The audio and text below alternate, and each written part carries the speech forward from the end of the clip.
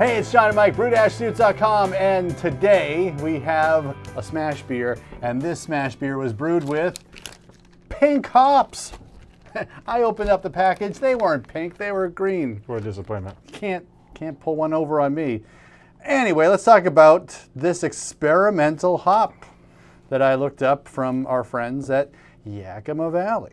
The name of it is Experimental Pink ID 158 hops, but I got it from Northern Brewer, who they don't like putting the alpha acid percentage on the packages anymore. This is probably the second or third package I've seen with that.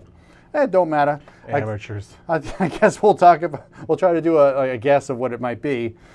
So this hop is coming from our friends at Jackson Farms in Wilder, Idaho, USA. They are the fine folks that brought us Idaho 7. And the name of, before I guess it was given the marketing name of Pink, ID 58 hops, was playfully referred to as the Ocho. The Ocho. So if you have seen some of these videos before, do a 1 gallon batch, 2 pounds of grain, 1 packet of hops, some spring water, US 05 for the yeast. We get that all going. We ferment it at room temperature, and then I package it up. This time I did the old carb cap and try to get this over as soon as possible. So I remember when I was tasting it, when I was packaging it, I got a sense of one strong descriptor, but I want Mike to let us know what he's thinking from an aroma and flavor profile. Oh man, I'm going to work this backwards and say that the bitterness quality of this is relatively pronounced. It's pretty pithy. So it's not like a clean bitterness or whatever. I mean, there's a lingering pithy, danky, resiny bitterness to it. It's not super strong, but it's there. The flavor profile, I'm having a really hard time pinning it down. It is oddly unique. There's a little bit, I get a little bit of like a chivy, maybe green pepper thing there. And the aroma, and the initial aroma, I pulled out something that was like almost like Swedish fish, you know? Okay.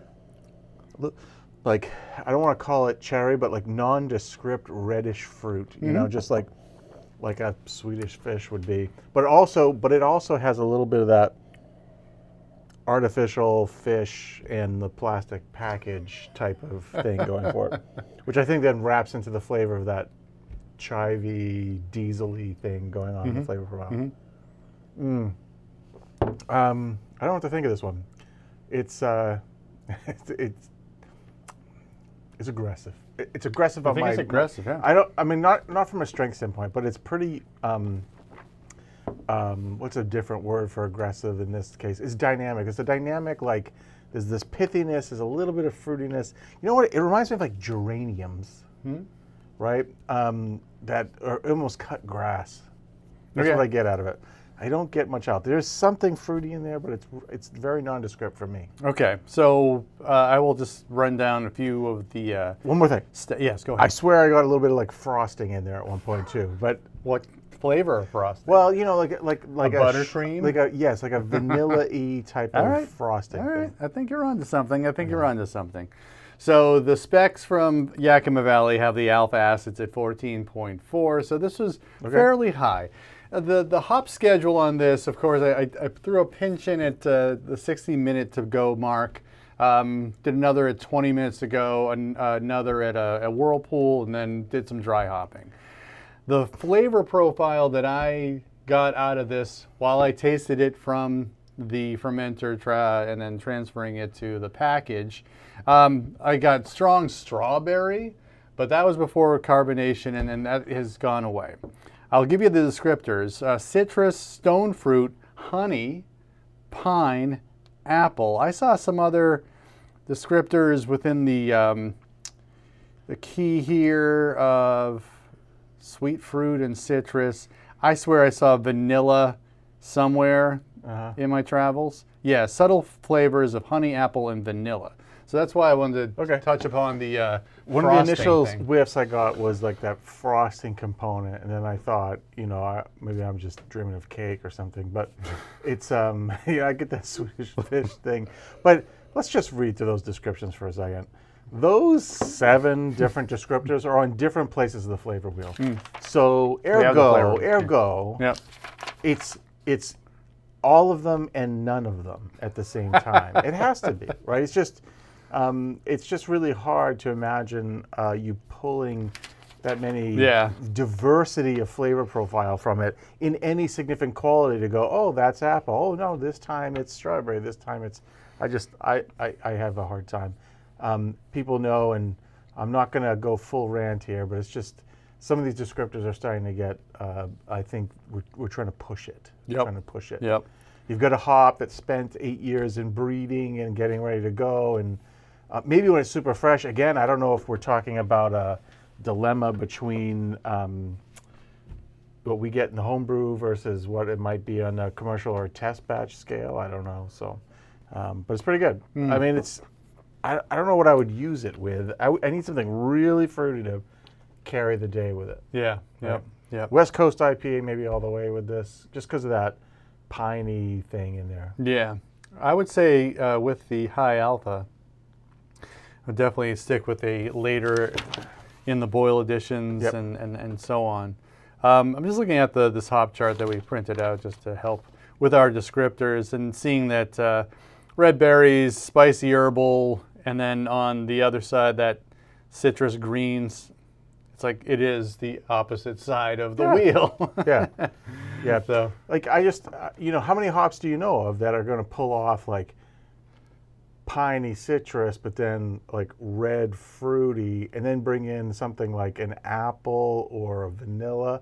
It's just, it just, I have a hard time believing it can be all those things at one time, right? Yeah. So. I think that, which means maybe the intensity. Sorry, the intensity on the flavor wheel of any of those things is actually more. It's not very strong. It's just in the center, and we're all just struggling to like find something, pull something out of the milieu of whatever this hop is trying to do. Yep. I think the strong notes that we can say are certainly a stone fruit, maybe red berry. I would push it more towards that. Swedish fish, a jellied cherry flavored candy. Yeah. That's a strong note that I'm just detecting. I had like because I had some in at like a bittering charge. I think that's what's lingering on my palate is that you know, kind of pithy green. Yeah. You know, it's not strong, like super strong diesel-y, but it's getting there. Yeah.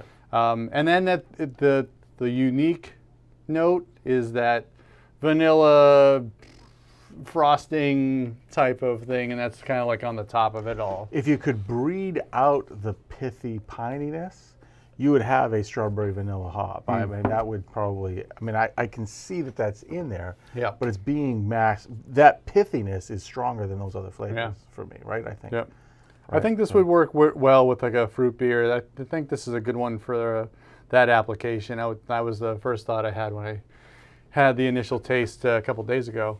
Yep. So that's what I was thinking of pairing with. So like having like, even if it's not a hop-derived fruit flavor, it's, you know, strong, then maybe it's actually a fruit-derived fruit flavor. You know, maybe do that instead. Brilliant. How about that? Brilliant. Yeah. All right, so that's pink hops. We do this kind of thing to try to figure it out. I mean, it's only one part of your exploration of these hops. Certainly your own brewing experience will help define your thoughts on this particular variety, but we're trying to help along the way. You know, some people say like, yeah, I watched your video about, you know, whatever hop and I avoided that, so thanks. I don't know if, you know, that's ultimately what we're trying to do. We just kind of taste these all and try to give you our thoughts. So if you like this video, give us a thumbs up, subscribe to our channel.